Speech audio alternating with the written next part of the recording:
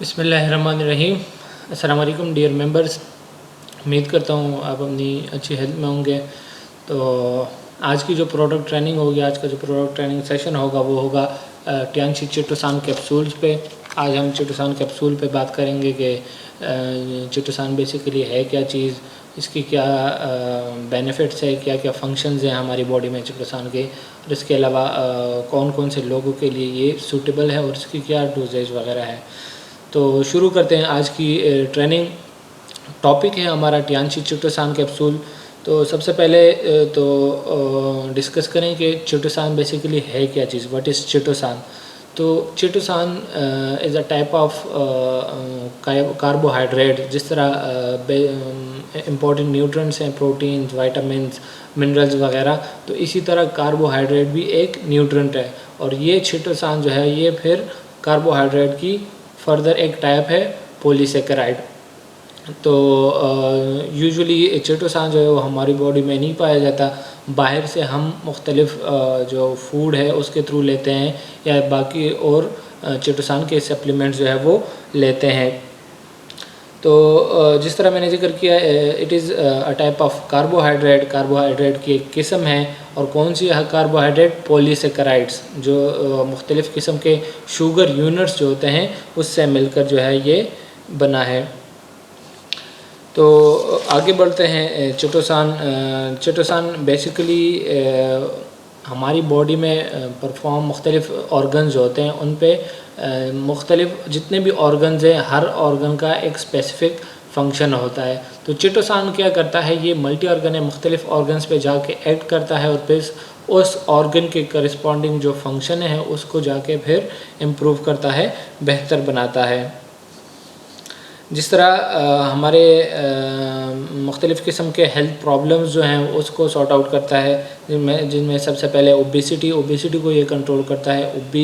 Obesity basically जो high fats के जो लोग होते हैं, ओबीज़ जो मोटापे का शिकार जो लोग होते हैं उनको जो है वो ये मदद देता है। कैसे?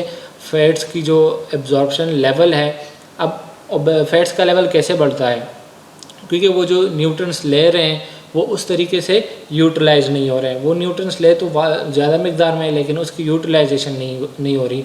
तो यूटिलाइजेशन जब नहीं होती फिर वो खुराक क्या होती है, वो फैट्स की शक्ल में मुख्तलिफ़ जगहों पे डिपॉजिट होती है, जमा होनी शुरू हो जाती है और फिर वो बंदा जो है वो ओबेसिटी का शिकार हो जाता है। तो चिटोसान क्या करता है, ये मुख्तलिफ़ तरीक़ों से आपके फ़ैट के लेवल को कम करता है। ये आगे हम डिटेल में भी डिस्कस करेंगे, लेकिन जो बेसिक जो इसका फंक्शन है वो यही है कि ये फ़ैट्स की एब्जॉर्प्शन को रोकता है। इसके अलावा जो कोलेस्ट्रॉल का लेवल भी इसी तरीके से जो है वो ये लो डाउन करता है, क्योंकि जो ओबीज़ पेशेंट्स होते हैं, ओबेसिटी के जो लोग होते हैं वो क्या, उनका कोलेस्ट्रॉल लेवल हाई होता है। तो जब आपका फ़ैट लेवल हाई हो, वो फ़ैट लेवल जब कम होगा तो कोलेस्ट्रॉल का लेवल भी कम होगा। इसके अलावा बाकी चीज़ें भी, बाकी ऑर्गन्स में भी ये फंक्शन करते हैं। आगे डिस्कस करते हैं इसके जो कॉमन नेम्स हैं, जिस दीगर जो नामों से इसको जो है वो इसको लिए जाते हैं, उनमें से है एक काइटिन इसको क्यों कहते हैं। जो चिटोसान बेसिकली एक लॉन्ग चेन ऑफ पॉलीसेकेराइड है। मुख्तलिफ़ किस्म के कंपोनेंट्स होते हैं, मुख्तलिफ़ किस्म के, जिस तरह एक चेन होती है, कड़ी जंजीर जो होती है वो मुख्तलिफ़ किस्म के कड़ियों से मिलकर बनती है। तो इसी तरह ये चिटोसान भी ये एक लॉन्ग चेन होता है। और किस चीज़ से बनते हैं? काइटिन मोनोमर से, काइटिन के यूनिट से। तो इसी वजह से इसको काइटिन भी कहते हैं। इसके अलावा काइटिनेज, ओलिगोचिटोसान, चैटोसामिन, ये बाकी क्या है इसके नेम्स हैं चिटोसान के। इसके अलावा इसको सिक्स्थ एलिमेंट फॉर लाइफ कहा गया है। सिक्स्थ एलिमेंट फॉर लाइफ इसको क्यों कहते हैं? ड्यू टू इट्स रोल, जो बॉडी में मल्टी फंक्शनल किरदार जो ये अदा करता है, उसकी वजह से इसको सिक्स्थ एलिमेंट कहते हैं। जो इसेंशियल न्यूट्रिएंट्स हैं, ठीक है, वो 5 हैं। वो कौन कौन से? प्रोटीन्स, विटामिन्स, कार्बोहाइड्रेट्स, मिनरल्स वगैरह, ये क्या हैं? ये इसेंशियल न्यूट्रिएंट्स हैं। इसके अलावा ये कितने? ये 4 हो गए और 5वां वाटर। ये 5 जो है वो इसेंशियल न्यूट्रिएंट्स हैं। इसके बिना, इन 5 न्यूट्रिएंट्स के बिना ज़िंदगी का तसव्वुर नामुमकिन है। तो इसकी अहमियत को मद्देनज़र रखते हुए चिटोसान को 6th एलिमेंट फॉर लाइफ कहा गया है, यानी ज़िंदगी का जो है वो छठा अंसर या 6th न्यूट्रिएंट बेस को हम कह सकते हैं। बाकी 5 कौन कौन से हैं? प्रोटीन्स, कार्बोहाइड्रेट्स, विटामिन्स, मिनरल्स और वाटर। तो इन 5 के अलावा इसको 6th एलिमेंट भी कहा गया है। अब आगे डिस्कस करते हैं इसकी सोर्स। इसका सोर्स क्या होता है? जितने भी ये एक्सोस्केलेटन के जो फिश होते हैं, जिनके ऊपर क्या होता है, एक एक्सोस्केलेटन होता है, जिनमें क्रैब्स, श्रिम्प्स वगैरह ये सारी वो फिशेस हैं जिनके ऊपर एक एक्सटर्नल ढांचा होता है, स्केलेटन होता है।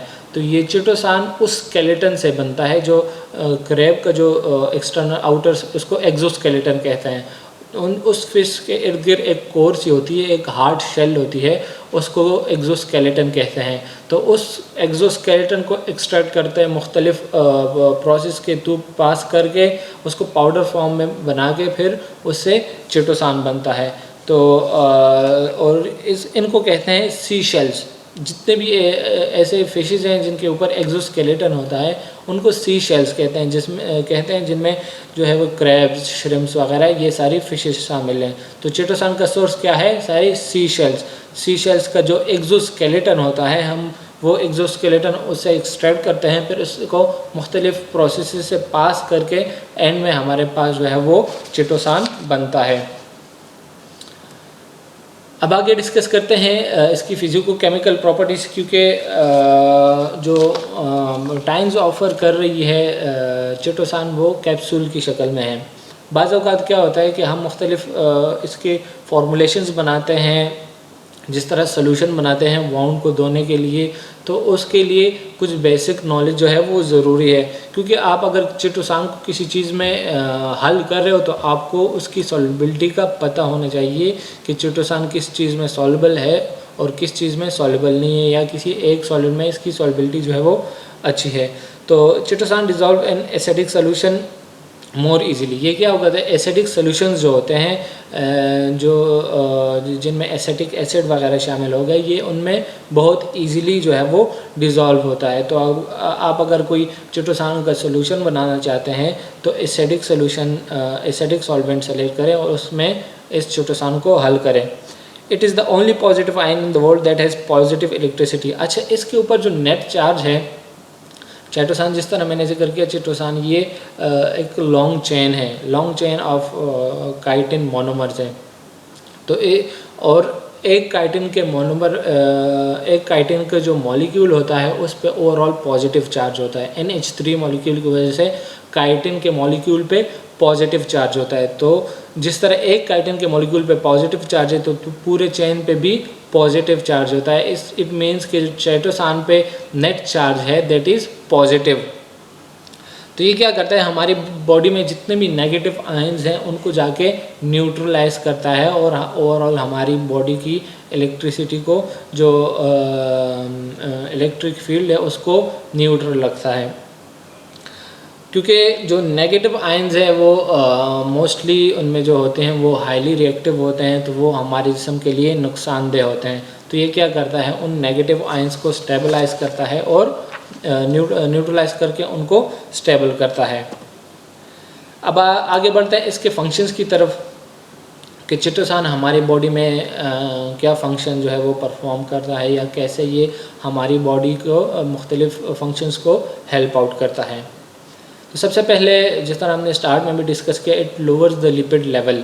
ये क्या करता है? हमारे जिस्म में लिपिड के लेवल को कम रखता है। लिपिड का लेवल ज़्यादा होगा तो क्या होगा? मैंने जिक्र किया कि जो लिपिड का लेवल, लिपिड डिपॉजिट क्यों होते हैं? जब हम खुराक लेते हैं, ठीक है, उसमें अगर लिपिड लेवल या फैट्स का लेवल ज़्यादा है, वो हमारी बॉडी में जज़ब हो रहा है, वो हमारे ब्लड में जाके शामिल हो रहा है, तो अगर वो यूटिलाइज नहीं होता, हम उस खुराक को या उस न्यूट्रिएंट्स को प्रॉपर यूटिलाइज नहीं करते, हम खाना तो ज़्यादा खा रहे हैं लेकिन उस हिसाब से हम एक्टिविटीज़ परफॉर्म नहीं कर रहे, तो वो न्यूट्रिएंट्स जो होते हैं वो क्या होते हैं? वो फैट्स में प्रोटीन्स, विटामिन्स वगैरह वो सारे क्या होते हैं? आहिस्ता आहिस्ता फैट्स में कन्वर्ट होते हैं। जब फैट्स में कन्वर्ट होते हैं तो फैट्स क्या करता है कि फैट्स मुख्तलिफ़ टिश्यूज़ में जाके वहाँ पे डिपॉजिट होते हैं और इस तरह पूरी बॉडी में हमारी फ़ैट्स की डिपोजिशन हो जाती है। ये क्यों? लिपिड के लेवल की बढ़ने की वजह से। या तो अब इसके तरीके क्या है, या तो हम अगर एक्सरसाइज स्टार्ट करें, जो खुराक हम ले रहे हैं उसको प्रॉपर यूटिलाइज़ करें, तो फिर जो है वो ये फैटी डिपॉजिट जो है वो हमारे जिस्म में नहीं बनेंगे। या फिर हम लिपिड ऐसी न्यूट्रिएंट जिसमें लिपिड का लेवल या फैट्स का लेवल ज़्यादा होता है, उनको जो है वो उनकी कंजम्पशन को कम करें। तो ये चिटोसान क्या करता है? It lowers the lipid level. कैसे? By hindering the fats absorption. Fats की जो एब्जॉर्प्शन होती हैं, जो फैटी फूड हम ले रहे हैं, ठीक है, वो सबसे पहले हमारे स्टमक में जाता है। स्टमक में डाइजेस्ट होने के बाद हमारी ब्लड में शामिल होता है, यानी कि वो एब्जॉर्ब होता है हमारी ब्लड में। तो ये क्या करता है? ये उस लिपिड को ब्लड में पहुंचाने से या ब्लड में एब्जॉर्ब होने से रोकता है। क्यों? क्योंकि इसकी जो शक्ल होती है चिटोसान की, वो बेसिकली एक नेटवर्क होता है। ये चेन जो होता है ये मुख्तलिफ वो इसका एक नेटवर्क बना हुआ होता है। तो फैट्स के मॉलिक्यूल उस नेटवर्क में इंट्रैप कर जाते हैं और वो फिर आगे एब्जॉर्ब नहीं होते। इसके अलावा ये क्या करता है? It controls blood sugar level. ऐसे लोग जिनका शुगर लेवल या ग्लूकोज लेवल हाई रहता है, उनके लिए भी ये बहुत हेल्पफुल है। क्यों? क्योंकि ये हमारे शुगर के लेवल को, ग्लूकोज लेवल को कंट्रोल करता है, उसको ग्लूकोज लेवल को कम करता है। कैसे? मैकेनिज़्म इसका हम अगली स्लाइड्स में डिस्कस करेंगे। इसके अलावा जो है वो it is good to keep away cancer cells. इसके अलावा कैंसर सेल्स में भी ये बहुत हेल्पफुल है। कैंसर सेल्स में ये परमेट करके उनकी जो है वो डुप्लीकेशन या रिप्लिकेशन को जाके रोकता है। मैकेनिज़्म इसका हम इन सारे प्रोसेस का मैकेनिज़्म हम अगली स्लाइड्स में डिस्कस करेंगे। इसके अलावा इट इंक्रीज़ इम्यूनिटी। हमारे जो क़ुव्वत मुदाफ़अत है, जो दिफ़ाई निज़ाम है, मुदाफ़ती निज़ाम है जो हमारा, उसको इन्हेंस करता है, इम्प्रूव करता है by stimulating the production of antibodies. ये एंटीबॉडीज़ के प्रोडक्शन को बढ़ा के हमारे इम्यून सिस्टम को स्ट्रेंथन करता है। अब डिस्कस करते हैं जो पहला पॉइंट है, लोअरिंग लिपिड लेवल।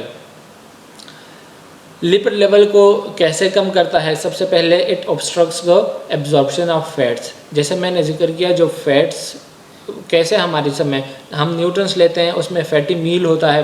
फैटी मील डाइजेस्ट होके हमारे उसके बाद एब्जॉर्ब होता है हमारी ब्लड में। तो ये क्या करता है? उस एब्जॉर्प्शन के प्रोसेस को, उसको फैट्स को खून में जज़ब होने से रोकता है। तो जब फैट्स की एब्जॉर्प्शन नहीं होगी तो उसकी जो है वो small intestine and large intestine के थ्रू एक्सक्रीशन हो जाएगी और वो जिस्म से फैट्स जो है वो खारिज हो जाएंगे। क्यों? क्योंकि जो मैंने जिक्र किया, जो एक पॉइंट तो ये भी है कि चिटोसान पे जो है वो ओवरऑल पॉजिटिव चार्ज है।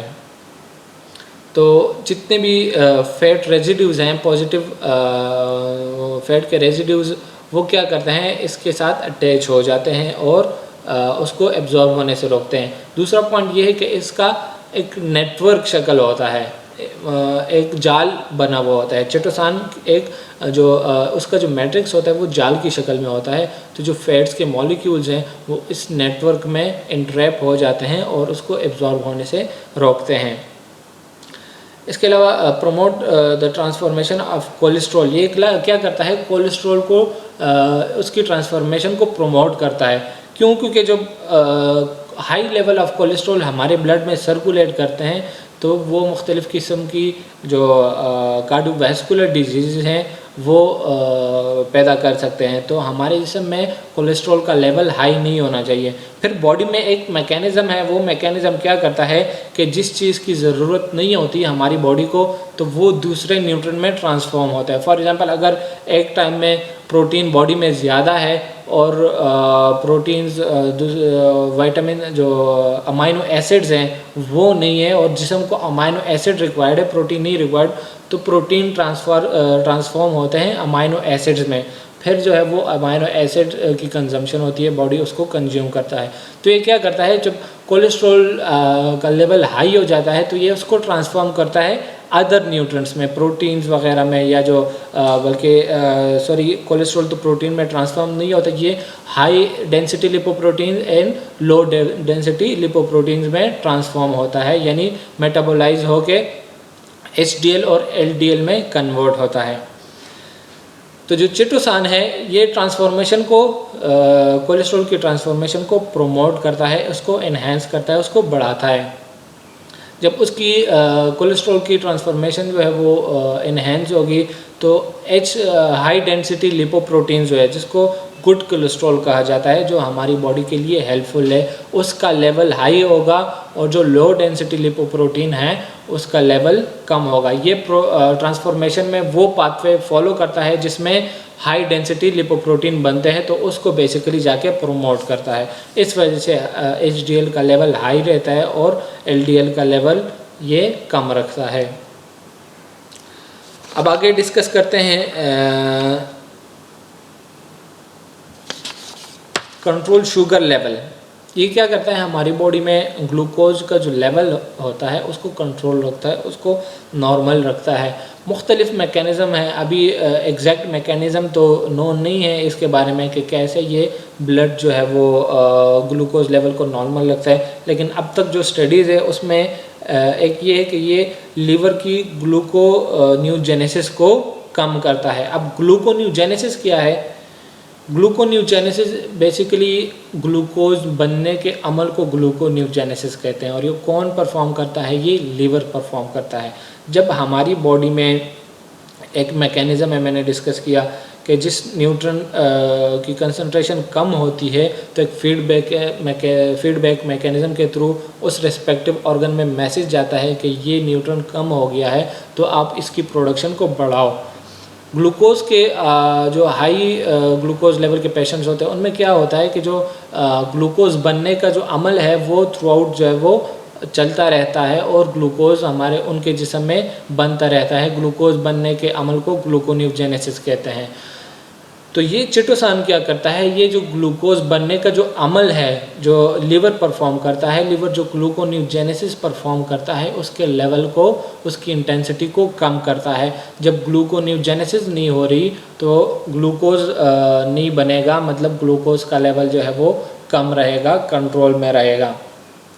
इसके अलावा दूसरा जो मैकेनिज़्म है ये क्या करता है, increase the glucose uptake by skeletal muscles. Skeletal muscles जो हमारे हैं वो क्या करते हैं, उनमें जो ग्लूकोज का जो अपटेक होता है, ग्लूकोज अपटेक का मतलब है ग्लूकोज यूटिलाइजेशन, ग्लूकोज का जो इस्तेमाल है वो स्केलेटल मसल में वो ज़्यादा करता है। तो ज़ाहिरी बात है जब उसको ग्लूकोज लेवल को वो ज़्यादा यूटिलाइज़ कर रहे हैं, ग्लूकोज लेवल यूज़ हो रहा है, तो ब्लड में जो है वो ग्लूकोज का लेवल कंट्रोल रहेगा और कम रहेगा।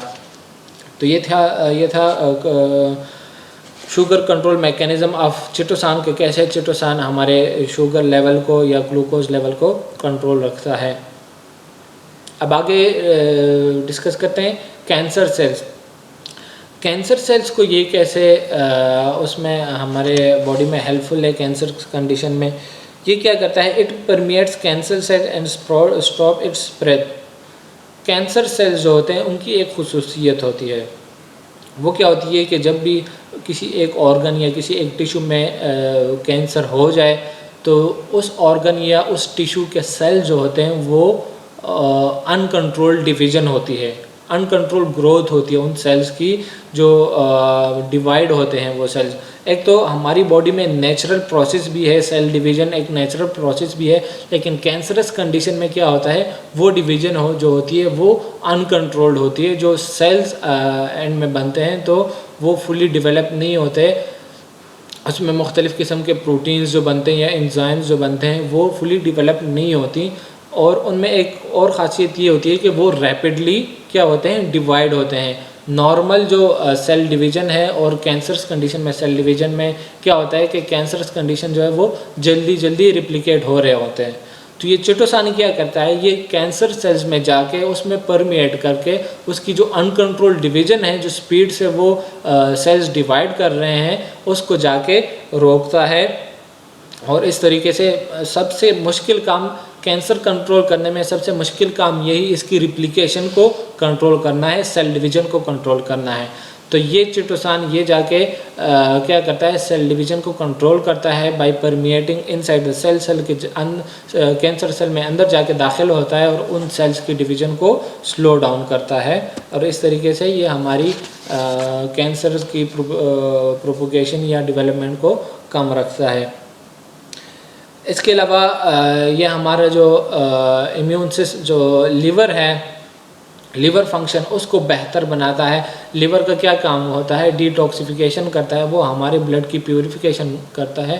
जितने भी टॉक्सिक में चीज़ें होती हैं हमारे ब्लड में, तो वो फ़िल्टर आउट करके लिवर उसको फ़िल्टर आउट करता है और फिर बाइल के थ्रू उसको एक्सक्रीट करता है। तो ये क्या करता है, ये चिटोसान उन जो वो सेल्स होते हैं जो ये फंक्शन परफॉर्म करते हैं उनको एक्टिव रखता है, उनको चुस्त हालत में रखता है, ताकि वो एफिशिएंटली जो है वो अपना फंक्शन परफॉर्म करें। और इस तरह जब वो अपना फंक्शन एफिशिएंटली परफॉर्म करेंगे तो हमारी जो ओवरऑल हमारा जो इम्यून सिस्टम है, जिस तरह मैंने जिक्र किया, लिवर का जो है वो इम्यूनिटी में या इम्यून सिस्टम में बहुत इम्पॉर्टेंट रोल है। तो अगर हमारा लिवर एफिशिएंटली काम कर रहा है, हमारा लिवर ठीक तरीके से काम कर रहा है, तो हमारा ओवरऑल इम्यून सिस्टम क्या होगा, वो भी इम्प्रूव होगा। इसके बाद है बूस्ट इम्यूनिटी। ये हमारा जो इम्यून सिस्टम है, मुदाफ़िती निज़ाम जो है उसको भी बेहतर बनाता है। जिस तरह लिवर के फंक्शन, एक मैकेनिज़्म तो ये है कि लिवर का फंक्शन जो ये बेहतर बनाता है। तो लिवर का फंक्शन, अगर हमारा लिवर बेहतर होगा तो हमारी ओवरऑल इम्यूनिटी जो है वो स्ट्रॉन्ग होगी। कैसे? क्योंकि ये लिवर मैंने जिक्र किया, इसमें ब्लड की फिल्ट्रेशन होती है। ब्लड में जो टॉक्सिक चीज़ें होती हैं, ये लिवर उसको जो है, टॉक्सिक चीज़ें क्या हो सकती है, वो फॉरेन बॉडीज़ हो सकते हैं, वो जर्म्स वगैरह हो सकते हैं, बाकी वो मुख्तलिफ़ किस्म के केमिकल्स हो सकते हैं, टॉक्सिक केमिकल्स हो सकते हैं, जो हमारी बॉडी में मुख्तलिफ़ किस्म की बीमारियाँ फैला सकते हैं, हमारी बॉडी को डैमेज कर सकते हैं। तो लिवर क्या करता है, उन केमिकल्स, उन टॉक्सिन को फ़िल्टर आउट करके साफ़ ब्लड जो है हमारी पूरी बॉडी में उसको पहुंचाता है। तो लिवर जब ये फंक्शन परफॉर्म कर रहा है तो इसका मतलब है कि ये ओवरऑल हमारी इम्यून सिस्टम को बेहतर बना रहा है। इसके अलावा जो it is also involve in production of IgM antibodies. Immune system का एक अहम कंपोनेंट होता है एंटीबॉडी। एंटीबॉडी क्या होता है कि जब बाहर से कोई चीज़ हमारी बॉडी में अटैक करते हैं, फॉर एग्जांपल कोई वायरस आ गया, कोई और जर्म आ गया, कोई टॉक्सिक मटेरियल, टॉक्सिक केमिकल हमारे जिस्म में एंटर हो गया है, तो इम्यून सिस्टम सबसे पहले उसको रिकॉग्नाइज करता है, उसको पहचानता है। उसके ऊपर स्पेसिफिक एंटीजन्स होते हैं, तो जो उसको रिकॉग्नाइज करके उसको पहचान के फिर क्या करता है, दूसरा फंक्शन उसके ख़िलाफ़ एंटीबॉडीज़ बनाता है। एंटीबॉडीज़ क्या करते हैं, वो एक फोर्स बनाता है, वो बेसिकली प्रोटीन्स होते हैं जो क्या करते हैं, उस एंटीजन के पास, उस एंटीजन पे जाके अटैच होके उस चीज़ को किल करते हैं। तो ये चिटोसान क्या करता है, IgM एंटीबॉडीज़ होते हैं, ये एक टाइप ऑफ एंटीबॉडीज़ की भी मुख्तलिफ़ किस्में हैं, IgG, IgM, IgE, मुख्तलिफ़ कंडीशंस में मुख्तलिफ़ किस्म के एंटीबॉडीज़ जो हैं वो प्रोड्यूस होते हैं। तो ये चिटोसान क्या करता है, ये IgM एंटीबॉडीज़ को उसकी प्रोडक्शन में हेल्पफुल है और उसकी प्रोडक्शन को प्रमोट करता है, और इस तरह ये ओवरऑल हमारा जो मुदाफ़िती निज़ाम है, जो इम्यून सिस्टम है, उसको बेहतर बनाता है। इसके अलावा it absorb and remove heavy metals. जो हैवी मेटल्स होते हैं, ठीक है, वो क्या करते हैं, हैवी मेटल्स को सबसे पहले डिस्कस करते हैं। हैवी मेटल्स होते क्या हैं? हैवी मेटल्स वो मेटल्स होते हैं जो जिनका एटॉमिक मास जो है वो बहुत ज़्यादा होता है, यानी कि वो बहुत हैवी होते हैं, हमारी जिस्म को वो मुख्तलिफ़ तरीक़ों से डैमेज करते हैं। तो और ये कौन कौन से organs, specifically brain, lungs and kidneys और लिवर, इन ऑर्गन्स को जाके ये हैवी मेटल्स, क्योंकि के होते छोटे साइज़ में मेटल्स, ज़ाहिर बात है छोटे होते हैं और उनका मास जो है वो बहुत ज़्यादा होता है, वो उस ऑर्गन पे हैवी होते हैं, तो इसीलिए जाके उसको डैमेज करते हैं। अब ये क्या करता है, चिटोसान जो है उनको रिमूव करता है। कैसे भाई, एक तो ये कि मैंने इसका स्ट्रक्चर जो होता है वो नेटवर्क लाइक स्ट्रक्चर है, जाल नुमा शक्ल है इस चिटोसान की। तो जो हैवी मेटल्स होते हैं वो इजीली उस जाल में जो पोर्स होते हैं उसमें इंट्रैप हो जाते हैं और उसको जो है वो एक्सट्रीट कर देते हैं और जिस्म में एब्जॉर्ब होने से रोकते हैं। हैवी मेटल्स में शामिल कौन कौन से हैं, प्लम्बम, मरकरी वगैरह, ये सारे वो हैवी मेटल्स हैं जो हमारी बॉडी को डैमेज कर सकते हैं। तो इस तरह चिटोसान क्या करता है, उसको एब्जॉर्ब करके उसको जो पोरस स्ट्रक्चर है चिटोसान का, वो पोरस स्ट्रक्चर उस हैवी मेटल्स को एब्जॉर्ब करता है और ब्लड में एब्जॉर्ब होने से रोकता है। इसके अलावा गुड फॉर डाइजेस्टिव अल्सरेशन, ये डाइजेस्टिव अल्सरेशन के लिए बहुत हेल्पफुल है। डाइजेस्टिव अल्सरेशन क्या है, जो हमारा स्टमक है, स्टमक भी नहीं बल्कि ये थ्रू जो डाइजेस्टिव ट्रैक है हमारा, एसोफेगस, फिर स्टमक, फिर स्मॉल इंटेस्टाइन, तो इसमें एक लाइनिंग होती है, एक लेयर होती है जिसे कहते हैं म्यूकस मेम्ब्रेन। वो म्यूकस मेम्ब्रेन क्या करती है, हमारे जो उसके नीचे जो एपिथेलियल सेल्स होते हैं उसको डैमेज होने से रोकती है। क्योंकि हमारे स्टमक में मुख्तलिफ़ किस्म के एंजाइम्स होते हैं जो क्या करते हैं, हमारे हमारे जो फूड है उसको डाइजेस्ट करते हैं। तो उसके डाइजेशन के लिए बहुत हैवी एंजाइम्स होते हैं। तो उन एंजाइम्स, उन एपिथेलियल सेल्स को उन डाइजेस्टिव एंजाइम से बचाने के लिए एक लेयर होती है, म्यूकस मेम्ब्रेन उसको कहते हैं। तो बाज़ औक़ात क्या होता है कि वो डाइजेस्टिव एंजाइम आपके जो म्यूकस मेम्ब्रेन होता है उसको डैमेज करना शुरू कर देते हैं। तो उसको डैमेज करते करते पूरा म्यूकस मेम्ब्रेन को डैमेज कर देते हैं। फिर अगर डैमेज सीवियर हो गया तो क्या होता है, जो उसके म्यूकस मेम्ब्रेन के नीचे एपिथेलियल सेल्स होते हैं उसको डैमेज करते हैं। और जब कंडीशन बहुत ज़्यादा सीवियर हो जाती है तो वो उस वॉल में क्या होता है, छोटे छोटे पोर बन जाते हैं और फिर उन पोर्स के थ्रू ब्लड वगैरह निकलता है। तो ये क्या करते हैं, जो चिटोसान है इसको कहते हैं अल्सर। ये जो आपके म्यूकस मेम्ब्रेन डैमेज हो गया, जो आपके एपिथेलियल सेल्स डैमेज हो गए, जो आपका डाइजेस्टिव ट्रैक में जब ज़ख़म बन गए, तो इसको कहते हैं अल्सरेशन, कि उस बंदे को अल्सरेशन हो गई है। अब ये क्या करता है, उस अल्सरेशन को कवर करता है। कैसे, mixed with gastric juices to form a jelly-like structure that cover the ulcer, disinfect and repair the damaged cells। ये क्या करता है, आपके जो स्टमक में जो गैस्ट्रिक जूसेस होते हैं, जो डाइजेस्टिव जूसेस होते हैं, जो डाइजेस्टिव फ्लूइड होता है, उसके साथ मिलके ये बेसिकली एक पॉलीमर है। चिटोसान एक पॉलीमर भी है। तो जब भी ये किसी फ्लूइड के साथ जाके मिलेगा तो इससे जेली टाइप चीज़ बन जाती है। तो जब हम चिटोसान ले रहे हैं वो हमारे स्टमक में पहुंच गया, स्टमक में डाइजेस्टिव जूसेस होंगी, डाइजेस्टिव फ्लूइड होगा, उस फ्लूइड के साथ मिलके क्या होता है, एक जेल टाइप चीज़ बन जाती है, एक जेल टाइप विस्कस फ्लूइड बन जाता है। तो वो क्या करता है, वो विस्कस फ्लूइड उस ज़ख़म को कवर अप कर जाता है, उसको जो अल्सर है उसको कवर कर देता है, और जो डैमेज कॉज हुआ है, जो एपिथेलियल सेल्स डैमेज हो गए हैं, तो उन डैमेज को भी, उस डैमेज को रिकवर करता है और सेल की रीजनरेशन में, जो डैमेज सेल्स होते हैं उसकी रीजनरेशन में हेल्पफुल है। और उसको इस तरह ओवरऑल डाइजेस्टिव अल्सरेशन जो है वो ये उसको रिलीव करता है। इसके अलावा it is good for burn injury. जिस तरह मैंने जिक्र किया कि इसका वाउंड हीलिंग फंक्शन भी है। जो ज़ख़म होते हैं ये क्योंकि इसका एक मैंने जिक्र किया, जब फ्लूइड के साथ ये मिलता है तो एक जेल टाइप चीज़, जेल टाइप फ्लूइड इससे बन जाता है।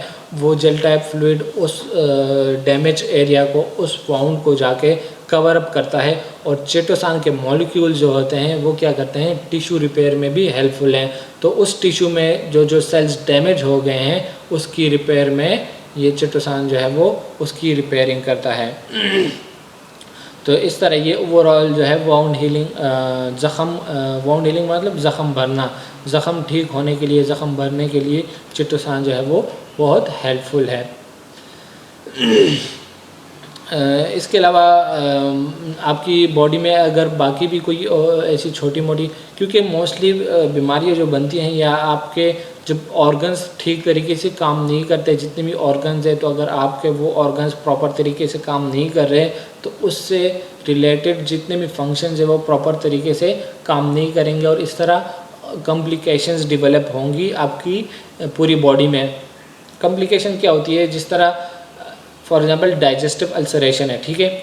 अब मामूली सा कट लग गया, म्यूकस मेम्ब्रेन जो है वो मामूली सा डैमेज हो गया है, तो क्या होगा अगर हम फौरी वो अल्सर कवर करने के लिए एक्शंस लें तो वो छोटे टाइम में जो है वो अल्सर कवर हो जाएगा।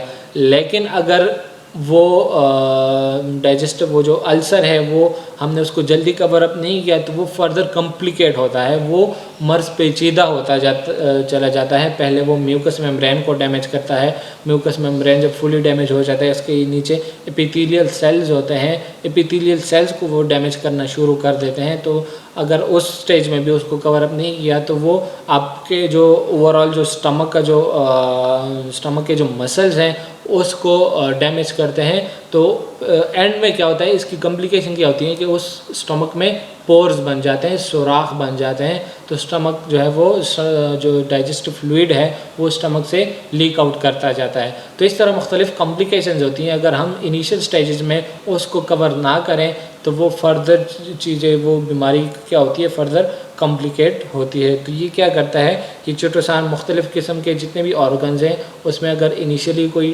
डैमेज कॉज हो जाए, कोई बीमारी आ जाए तो एब्रप्टली उसको कवर अप करता है और कॉम्प्लिकेशन में जाने से रोकता है।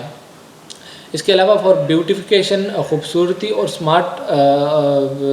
स्मार्टनेस के लिए एक फार्मूला है चिटोसान को यूटिलाइज़ करते हुए, तो आप वो इस्तेमाल कर सकते हैं। एक चिटोसान कैप्सूल, एक स्पिरुलिना कैप्सूल और थोड़ा सा जो है वो little bit of calcium milk या कैल्शियम पाउडर भी आप ले सकते हैं।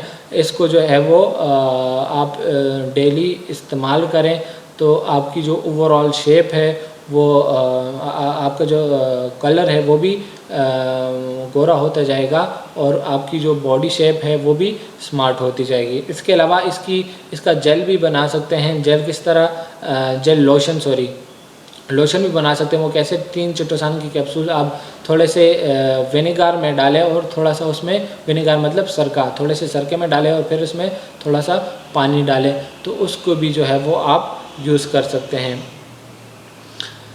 Due to so many functions and amazing results, chitosan is being used more and more. There are global seminars every year on chitosan. इसकी यूज़ को मद्देनज़र रखते हुए जो इसकी मल्टी फंक्शनल रोल है इसका, तो इस वजह से ये दिन ब दिन इसकी कंजम्पशन ज़्यादा होती जा रही है और इस पे ग्लोबली सेमिनार्स होते हैं मुख्तलिफ़ कॉलेजेस में, यूनिवर्सिटीज़ में। जो आजकल रिसर्च है वो सारी इसी चिटोसान पे है। अब आगे जो रिकमेंडेड पेशेंट्स है, कौन कौन से लोग जो हैं वो इसको इस्तेमाल कर सकते हैं, तो people with general weakness and low immunity, ऐसे लोग जो ओवरऑल वीक रहते हैं या उनकी इम्यूनिटी जो है वो लो रहती है, वो लोग इसको इस्तेमाल कर सकते हैं। डायबिटिक्स पेशेंट जो होते हैं क्योंकि उनमें शुगर का लेवल जो है वो, ग्लूकोज लेवल नॉर्मली कंट्रोल नहीं रहता, तो ग्लूकोज लेवल को कंट्रोल रखने के लिए भी डायबिटिक्स पेशेंट जो है वो इसको यूटिलाइज़ कर सकते हैं। People with high lipid and cardiovascular problems, ऐसे लोग जिनका लिपिड लेवल जो है या कोलेस्ट्रॉल लेवल हाई रहता है और उनको कार्डियोवैस्कुलर दिल की बीमारियां होती हैं, क्योंकि ये हाई कोलेस्ट्रॉल और कार्डियोवैस्कुलर प्रॉब्लम्स ये लाजिम मलजूम है। अगर आपका कोलेस्ट्रॉल लेवल हाई है, आपका लिपिड लेवल हाई है, तो लाजमी आपका जो है वो आपको कार्डियोवैस्कुलर प्रॉब्लम हो सकती है।